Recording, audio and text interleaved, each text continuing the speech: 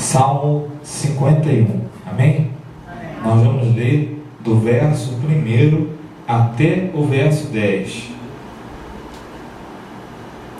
Diz assim: compadece-te de mim, ó Deus, segundo a tua benignidade e segundo a multidão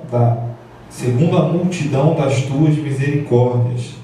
Apaga as minhas transgressões, lava-me completamente da minha iniquidade e purifica-me do meu pecado, pois eu conheço as minhas transgressões e o meu pecado,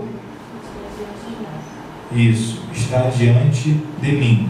Pequei contra ti, somente contra ti, e fiz o que era mal perante os teus olhos, de maneira que serás tido por justo no teu falar e puro no teu julgar. 5.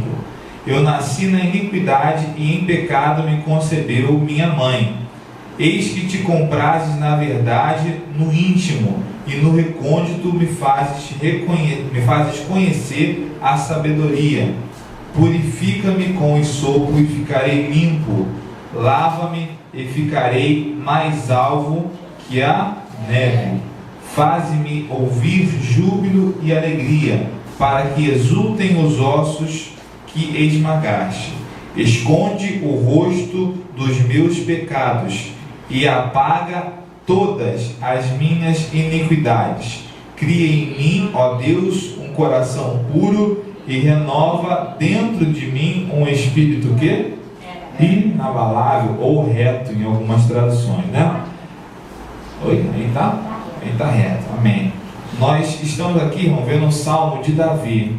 Hoje nós damos seguimento aí à campanha de Jacó, a campanha da realização dos sonhos, mas não adianta a gente dar prosseguimento se a gente não passar por algo importante, né? Aqui nós temos o Salmo de Davi, a qual ele fala com Deus a respeito do seu próprio pecado. Então Davi era um homem que era tido como um homem segundo o coração de Deus, ou seja, pensava de acordo com o que Deus pensava. E aí a gente para e pensa, se um homem pensa de acordo com o que Deus pensa, e ele vive um pecado igual Davi pecou, como assim então que ele pode ser tido um homem segundo o coração de Deus? Tem que ter alguma coisa que está errada, alguma coisa não está bem ajustada nessa situação.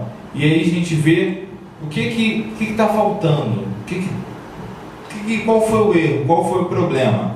Nós vemos aqui que no início, quando a pessoa ela peca, a gente vê aqui do verso 1 até o verso 10, vê todo um caminho de quando a pessoa peca até ela alcançar o perdão de Deus, até ela alcançar aí a misericórdia do Senhor. Aleluia. Então, quando a pessoa ela peca, o que ela tem? O que ela tem que fazer? Em primeiro lugar, ele deu aqui, vamos lá, verso 1, né? Compadece de mim, ó Deus, segundo a tua benignidade, das tuas misericórdias, apaga as minhas transgressões. Aí o 2, lava-me completamente da minha iniquidade, purifica-me do meu pecado. Nós, por nós mesmos, não temos como receber o perdão de Deus. Eu não mereço, ninguém merece, mas somente Deus, para nos purificar. E para nos purificarmos do pecado, o que vem a ser o pecado? Deus nos dá um objetivo, Deus nos dá um caminho a seguir, Deus nos dá um alvo. Se nós errarmos, nos desviarmos desse alvo, é um pecado. Vamos voltar um pouquinho na história de Davi para a gente entender, para a gente não ficar só pensando em como poderia ser, mas ver como é que foi. No início, ele viu um problema chamado Golias, né? Diz a história que mais ou menos Davi tinha mais ou menos 1,60 m, 1,70 m de altura, e Golias 3,30 m. Golias era mais alto que o teto desse lugar, não passava na porta. 3,30 m e ele com 1,60 m. Golias era então até mais um pouquinho do dobro, mais ou menos. Ele viu e ele não teve medo. Por quê? Ele tinha na sua mente um objetivo. Nós estamos na campanha da realização dos sonhos. Cada sonho que a gente tem é um objetivo. Cada sonho que a gente tem é um alvo, uma meta a ser cumprida. E como nós lemos em um versículo básico que a gente já pregou nas outras semanas, né, que Deus, ele opera o querer e o efetuar segundo a sua boa vontade. Isso quer dizer que ele mesmo dá o sonho e ele mesmo dá a realização, né, conforme Filipenses 2,13. Então Davi, ele tinha em mente uma coisa: quando ele viu o problema e quando ele viu a recompensa, ele pensou: opa, peraí, eu acho que vale a pena. Quem venceu o gigante vai ter a filha do rei, né, vai ter riqueza, sua casa não vai mais pagar impostos, vai ser homem de confiança do rei. Vale a pena, eu vou atrás do meu sonho, eu vou atrás do meu objetivo. Pode ser o gigante que for, mas eu vou atrás, eu vou correr, eu vou me lançar. Se lançou, nisso que se lançou, venceu. Venceu uma batalha, se tornou vencedor porque venceu uma batalha? Não é bem assim, mas se tornou vencedor porque pegou o gosto de vencer. Venceu aquela vez, veio uma outra guerra, ele participou e venceu, e venceu, e venceu, e venceu. Nossa caminhada cristã é a mesma coisa. No dia que recebemos Jesus como Salvador da nossa vida, é o dia que nós derrubamos o maior gigante, maior Golias, o maior inimigo. Vencemos. Dia a dia somos chamados para uma nova batalha. Continuar orando, continuar lendo a Bíblia, continuar indo na igreja, continuar persistindo na nossa fé, continuar admitindo para nós e para os outros quem nós somos. Nós somos filhos de Deus, nós somos separados para a santidade, somos separados para objetivos maiores. Todo dia é uma luta, todo dia é uma guerra para você continuar cristão, todo dia é uma guerra para você não se desviar do caminho do Senhor, todo dia. E a mesma coisa era a vida de Davi, só que não era nesse sentido, eram guerras físicas. De tempo em tempo alguém ameaçava e era chamado para a guerra, e Davi ia, Davi lutava e Davi vencia. Saul era rei na época, não era Davi. Chegou um momento em que Deus simplesmente se desagradou de Saul. Na verdade, esse momento foi até antes de Davi vencer o Golias, né? E nesse momento Deus separa o profeta e manda ungir Davi como rei. Davi já era ungido rei desde muito antes de ser rei propriamente dito. Os teus sonhos, a gente está no propósito de ungir, né, o travesseiro, né? Os teus sonhos estão sendo ungidos, a teu propósito está sendo consagrado, está sendo levado a Deus em oração. Porque os teus sonhos já são consagrados a Deus desde muito antes de você realizá-los. O objetivo que você tem, quando Deus já te deu o objetivo, Ele já tem o caminho da vitória separado para você muito antes. Aleluia. Amém, gente? Deus tem separado para você o caminho da sua vitória muito antes dela acontecer. E Deus deu o objetivo para o Davi. Ele seria rei, estava sendo ungido, consagrado para ser rei, separado para ser rei. Mas isso ia acontecer muito lá na frente. E Davi vencia cada dia mais, cada batalha. Vencia as batalhas, vencia as batalhas, vencia as batalhas. Chegou determinado dia em que não deu mais. Saul não dava mais para ser rei. Ele tinha sido mais do que provado que Saul estava muito distante de Deus para quem precisava, para quem era rei de Israel. Foi retirado, né? E Davi foi colocado lá. Não vou entrar em detalhes como que Saul saiu, mas enfim, você sabe da história um pouco. Até quem viu aí a série de televisão do rei Davi, né? Também viu isso também. Davi assume o trono de Israel. E Deus continua dando guerras para ele vencer. Pastor, como assim Deus está dando guerra para a gente vencer? Irmão, é verdade. Nós só somos vencedores quando nós vencemos as batalhas. Então, para ser vencedor, a batalha é necessária. Para você ser vencedor na luta que você está vivendo hoje, a tua luta se faz necessária. Deus quer que você seja vencedor. Deus quer que você seja mais do que vencedor. Mas é necessária a luta, é necessária a dificuldade. E é necessário enfrentar com coragem cada dificuldade. Aleluia! E ao enfrentar com coragem cada dificuldade, a gente às vezes se depara com o erro, com o pecado, com o problema, como Davi também se deparou. Só que nós somos suscetíveis, ou seja, ficamos à mercê do pecado quando nós não estamos na guerra. Um dia Davi tinha que ir lutar, tinha uma guerra para ele lutar. O que ele fez? Ele não foi, ficou em casa. Ficou em casa e olhou pela janela e viu o pecado, né? Viu uma mulher tomando banho na janela. Uma mulher tomando banho na janela está querendo assunto, né? Está querendo problema, né? Foi tomar banho na janela, irmão, com a janela aberta. Dava para ver do outro lado, né? O palácio era do outro lado da rua, vamos dizer assim. Estava querendo problema, mas enfim, é outra história. Davi viu o pecado. E Davi caiu no seu pecado quando ele parou a corrida da guerra. Davi entrou no erro quando ele parou de lutar. Qual é o maior erro que uma pessoa pode cometer na caminhada cristã? Parar a caminhada. Qual é o maior erro que eu e você podemos cometer na corrida pelos objetivos que Deus tem nos dado? Parar a corrida. Qual é o maior erro que a gente pode cometer contra os nossos sonhos? Parar de sonhar, parar de projetar, parar de ver o que Deus quer que a gente veja. Então, nesse momento em que Davi caiu no pecado, ele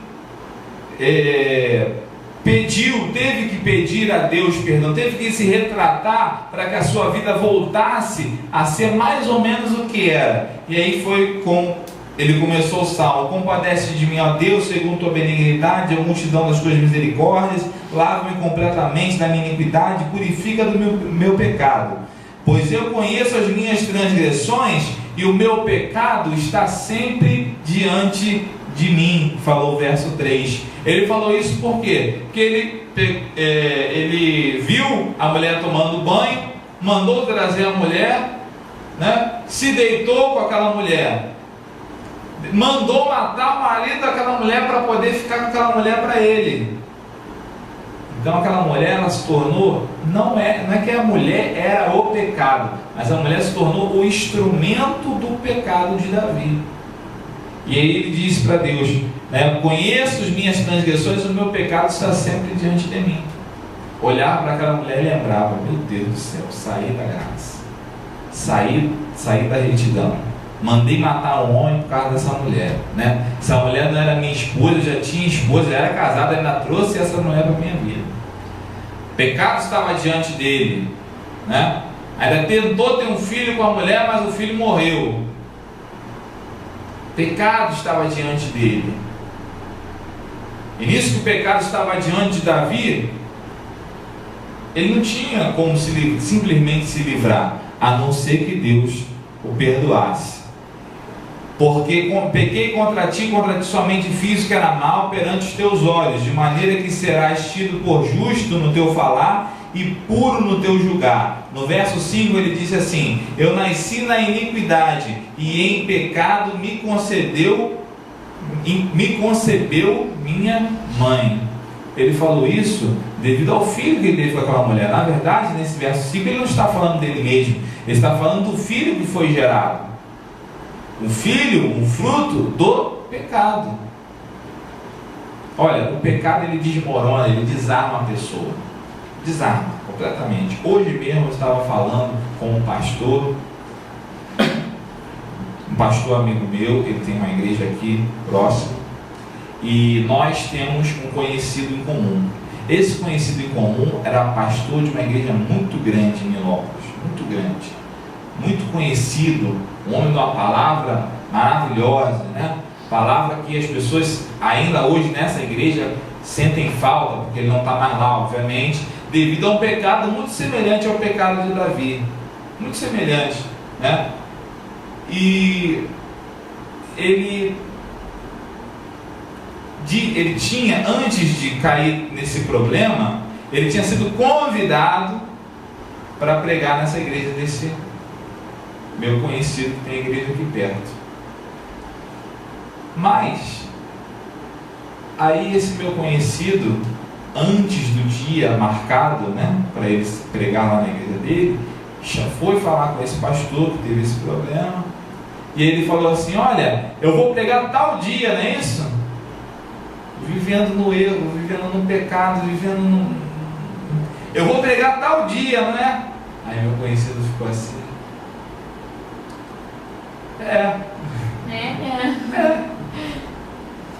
mas não é, na verdade não é, porque não vai. Como é que uma pessoa quer trazer algo de Deus? A pessoa simplesmente, né, não estou dizendo, irmão, que a pessoa não tem a chance de se levantar, de pedir perdão, de se arrepender, de abandonar o pecado, mas abandonar o pecado foi coisa que ele ainda não fez. Então não tem como, a pessoa fica desconcertada, a pessoa fica numa situação desconfortável, a qual ela vê que ela mesma criou para ela, e isso não é bom. Por quê? Isso atrapalha completamente de nós alcançarmos todos os objetivos que Deus tem para nós. O primeiro deles é a salvação. O segundo e terceiro em diante, eu não vou entrar em detalhes, porque são os teus sonhos que você guarda com Deus no teu coração. Esses objetivos você vai vendo eles serem atrasados devido a um erro de percurso. Nada mais, nada menos, o pecado é que um erro de percurso. E se você tem um erro de percurso, se era para você virar à direita, você vira para a esquerda, você simplesmente vai parar no outro lugar que não tem nada a ver. E para você se consertar, você simplesmente tem que se converter, tomar o caminho contrário, mudar a direção que você está andando. E Davi, ele estava tão envolvido nesse pecado que profeticamente ele falou como se fosse o próprio filho no verso 5: eu nasci na iniquidade e em pecado me concebeu minha mãe. Aí no verso 6 ele falou com Deus: eis que te comprases na verdade no íntimo, e no recôndito me fazes conhecer a sabedoria. Deus, ele se compraz, ele se alegra na verdade, não é por fora não, é no íntimo. Aleluia. Tem gente que tem ciência da verdade, mas não tem consciência da verdade. Ter ciência da verdade você está errado, aí alguém vira para você e fala: você está errado, hein? Aí você fala: tá bom, está errado, e não faz nada para mudar. Você está ciente que você está errado, alguém te avisou que está ciente. Agora, você estar consciente, você estar conjuntamente consciente, ou seja, você sabe e o teu íntimo também sabe que está errado, então automaticamente você procura um meio de se consertar, procura um meio de voltar ao objetivo, voltar ao caminho que você estava trilhando. Isso é autoanálise. E se você não tem essa capacidade de se analisar, quando você tem a presença do Espírito Santo na sua vida, o próprio Espírito Santo faz isso por você e te avisa. Te avisa, me avisa, avisa a todos nós, né? Quando nós temos um problema e que nós não fomos capazes de analisar a nossa própria vida, o Espírito Santo dentro de nós já te avisa: meu filho, o caminho não é esse. O caminho para você alcançar o sonho que eu te dei não é esse, é outro, né? A personagem de análise do nosso estudo, né? A pessoa de Jacó. Jacó foi um homem que viveu vários erros de percurso, né? Até chegar ao nível em que Deus fez ali o sonho de Jacó se realizar. Demorou muito tempo, nossa, mas demorou muito. Por quê? Né? Nasce tentando enganar a família, pega o pé do irmão, puxa para ver, tentar se nascer a primeira. Nasceu assim, nasceu errado. Vê se nascia primeiro na frente do irmão, puxar ele aqui, nasceu com a mão no pé do irmão, tentando puxar o irmão para ele nascer primeiro. Já nasceu errado, já teve um nome errado: Jacó, enganador, né? Usurpador. Já mais para frente enganou o irmão, comprou a primogenitura por um prato de lentilhas. É a mesma coisa que você comprar uma casa na Barra da Tijuca por R$2. É a mesma comparação. Mais para frente enganou o pai, fingiu na frente do pai que era o irmão. Olha, chega, tudo errado, né? todo errado, cheio de erros de percurso. E aí teve uma hora que o confronto com Jacó foi, Deus pessoalmente mandou um anjo, mas a qual o anjo representava o próprio Deus pessoalmente. Jacó, você está errado, O anjo ainda perguntou para ele: qual é o teu nome? Jacó. Tio, até teu nome está errado, agora é Israel. Não tem essa de agora é Israel. Não vai ser lutar com Deus e vencer. Não tem essa mais acidente de percurso, enganei meu pai, enganei meu irmão, não tem mais essa não. No verso que nós lemos aqui 6, ele diz assim: eis que te compraze da verdade no íntimo. Quer dizer, Deus ele gosta de fazer a gente mesmo conhecer qual é o problema. Por quê? Deus ele não quer que você fique preso a ninguém. Tem gente que fica preso à opinião de terceiros. Tem gente que fica preso ao, o que o outro acha. O que você acha? Você acha que eu devo fazer assim? Não, irmão, você não tem que ficar preso à opinião de ninguém, de amigo, de ninguém. Você tem que ficar preso à opinião de Deus. Deus te deu o sonho, Deus vai te dar o caminho para você chegar lá. Então a opinião dele é que tem que valer. Eu vejo até gente, eu sei que eu sou suspeito para falar disso, mas eu tenho que falar também. Eu vejo até gente presa, graças a Deus aqui não acontece isso, mas eu vejo até gente presa ao que será que o pastor vai fazer? Será que o pastor vai gostar que eu vá para aquilo? Não, olha, a minha opinião, na verdade, na frente da opinião de Deus, a minha nada importa, A minha, vem de mim, a minha nada importa. Na frente de Deus, se Deus tiver uma opinião a respeito da tua vida, segue a opinião de Deus. Se um dia o pastor tiver uma opinião diferente, pode ser eu, pode ser quem for, não importa. Não importa. Se Deus tem uma opinião a respeito da tua vida, a respeito do teu sonho, te deu uma direção, um objetivo, segue. Porque Ele te deu o sonho, te deu a visão, te deu o objetivo, vai te dar o jeito de você concluir. Amém, gente? No verso de número 7, ele diz assim: purifica-me com sopo e ficarei limpo, lava-me e ficarei mais alvo que a neve.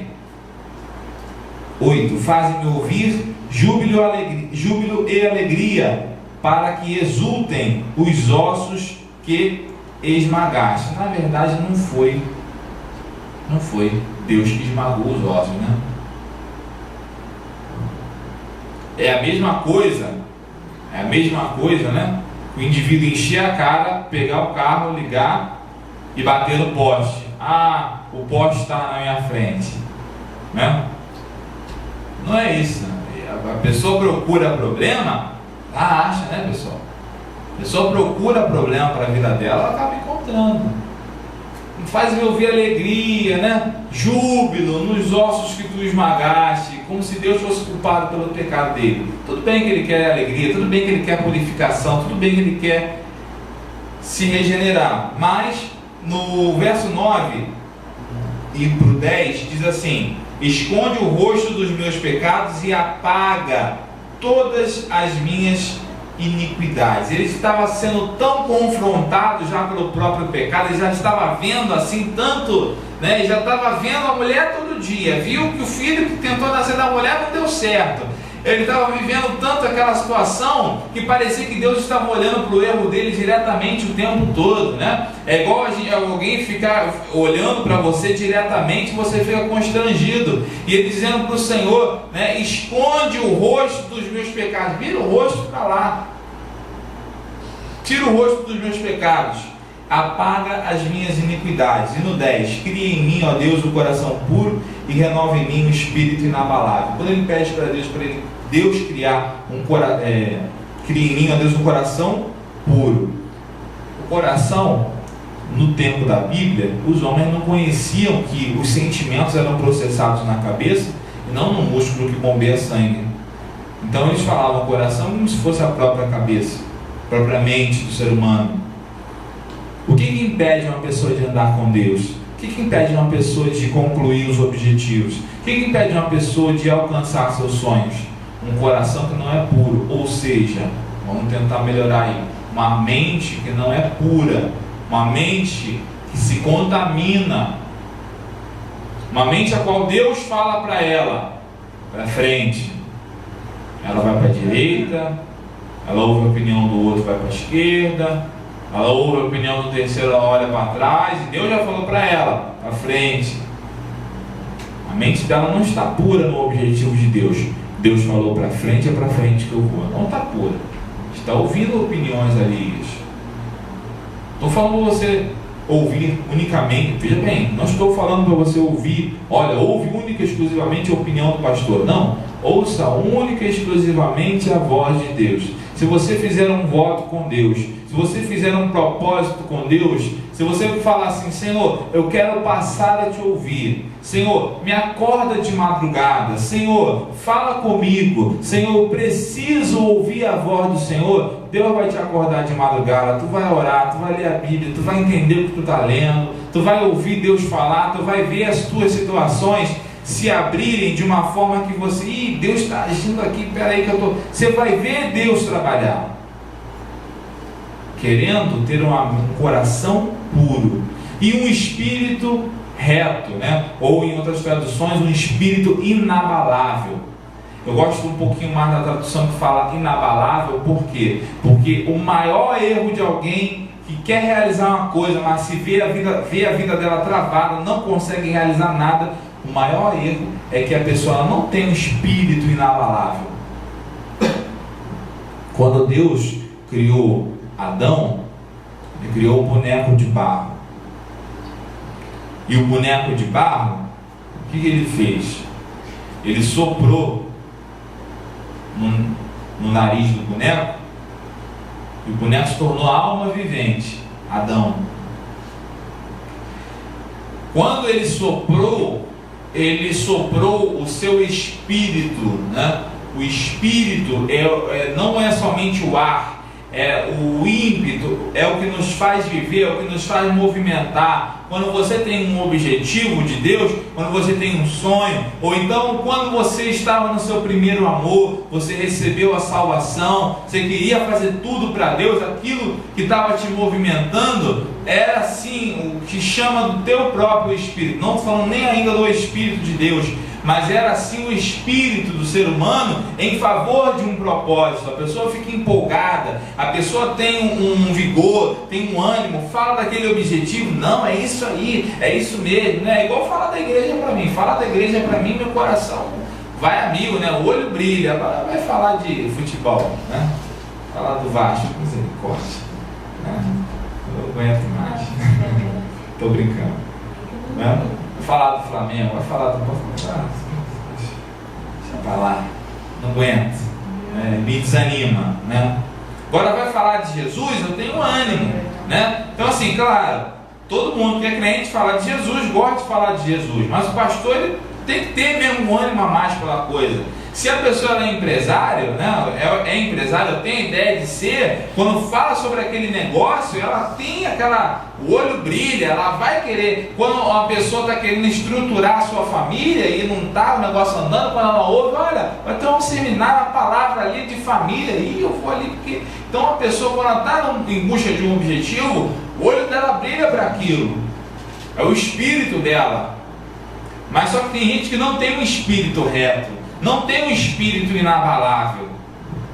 Qualquer coisa abala o espírito dela, qualquer coisa abala as forças dela, qualquer coisa abala aquilo que ela está projetando para a sua vida.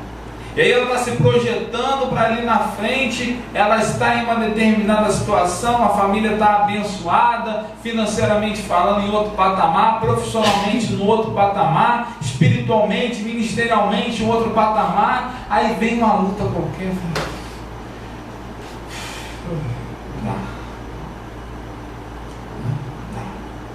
Deixa pra lá, deixa pra depois. A pessoa desanima fácil, o espírito não é inabalável. Então, por exemplo, só um exemplo rápido. No caso, eu como pastor, eu tenho a situação, eu tenho a crença no meu chamado. Eu creio no meu chamado. Os irmãos aqui sabem de algumas lutas que eu já passei, né? A qual as pessoas fizeram coisas que comigo, que se fizesse com outro pastor, é igual as pessoas mesmo falam, se fosse comigo, não deixava. Fosse comigo, já tinha chutado o barco. Fosse comigo, ó, graças a Deus, não é contigo, é comigo. Porque Deus sabe que estou aqui. Deu banda, irmão, deu rasteira. Mas o objetivo é esse. O espírito é reto. O objetivo é esse, é inabalável. Não interessa se o diabo tenta me derrubar, tenta usar alguém, usa A, usa B, usa C para poder tentar abalar a tua vida. Teu espírito é inabalável, você tem uma única visão no Senhor de alcançar aquilo, você bate o pé, não interessa o que falem, mas aquilo que Deus te deu vai se cumprir na tua vida. É promessa, é palavra, é sonho, você crê. Glória a Deus. Aí se você crê, interessa. Pode vir o que quiser, pode tentar te destruir, irmão, né? Mas você vai conseguir. Você vai conseguir. O espírito tem que se manter inabalável. Davi tinha um espírito inabalável enquanto estava na guerra, enquanto estava lutando, enquanto estava se esforçando. No dia que ele parou de lutar, ele esmoreceu, viu o pecado e caiu. Mas caiu feio, irmão, caiu de cabeça. E aí ele sabia que para voltar a ser vencedor de novo, tinha que ter um espírito inabalável. Aleluia. O ímpeto, a força, a visão dele, a visão que ele tinha de reino, de guerra, de crescer, de expandir Israel, tinha que voltar aquilo no coração dele, aquele ânimo de servir a Deus, de fazer salmo, hino, de orar, de ser um profeta, modo de dizer, mas ser um profeta na mão de Deus, tinha que voltar. E para voltar, ele tinha que focar, ele tinha que prestar atenção, fazer o espírito dele ser reto, né? Espírito inabalável, o coração dele puro, afastado de tudo que não era seu objetivo. Para realizar alguma coisa na vida tem que ser assim. Amém, gente? Amém. Afastado de tudo que não é teu objetivo. Amém? Deus abençoe essa palavra em nome de Jesus. Amém?